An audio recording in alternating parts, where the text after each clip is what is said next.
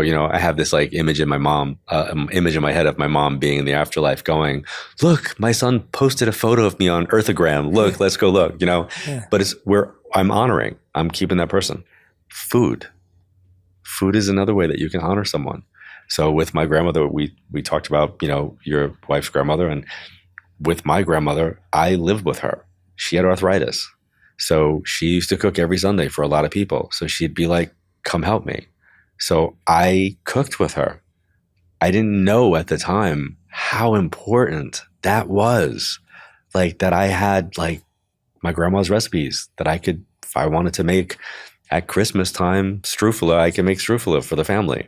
Not that I do, but I could if I wanted to, right? Yeah. So there's a tradition that gets passed down. So what are the legacies? What are the traditions? Food, like music, all of those things are ways to keep them present and allow them to still be part of our lives. Yeah, those are beautiful. Love those. Really helpful for people who are going through it right now. What's your take on keeping things that they owned and physical items? Again, I think that depends upon the person. My thing is they don't care. Nobody ever comes through going, you gave away my car. You threw out my clothes. Like they don't care. The value for them is love and connection, not articles, not things. They don't come through when people are fighting over the house. They don't talk about stuff like that. They don't take sides because in the physical world, material things matter. That doesn't matter there. The true value of the world, energy, universe is love and connection, communication. That's what they value. That's what they come through, mostly about. Fascinating. But I think for some people, they're in positions where they can't keep a house, right? So if someone can't keep a house and they know that let's say their spouse loved the house, they lived and breathed for the house, for the garden, they put their entire life into that, and now they have to sell the house because they can't afford it. That's devastating on top of the loss. So I've had so many readings where people come through saying, it's okay, you can sell the house, you're not losing me. But that's great to be released of that. But that person still is losing their house. So now they're going to grieve the loss of the relationship and they're going to grieve the loss of the house. So what's the solution? In an example like that, I say, hire a real estate attorney, a real estate photographer to come in and film your house in that three-dimensional thing so you can always have a walkthrough of the house that you remember. Because you don't have to be in the house in order to feel the house. You could legitimately walk through that house anytime you want. So you find ways to navigate and kind of experience your grief, but to work with it and through it. Yeah.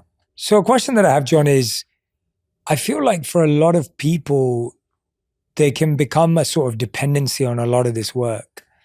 And it can start to become somewhat of a crutch. Obviously, we all need time to process. We need time, but it can become something that you just fall back on all the time. How do you help someone move on or move through that? Because it can kind of feel self-fulfilling to just sit in this space, try and get affirmation and validation, but not really do the work and apply and move forward. So I think it's a really powerful question. And I think it's really important that people don't look at this work as a crutch.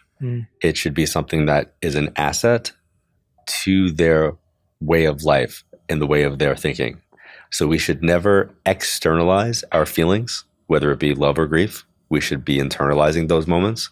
And I think I was very kind of like, lucky because I was popular like from the beginning of my career. So it was hard to get back in to see me.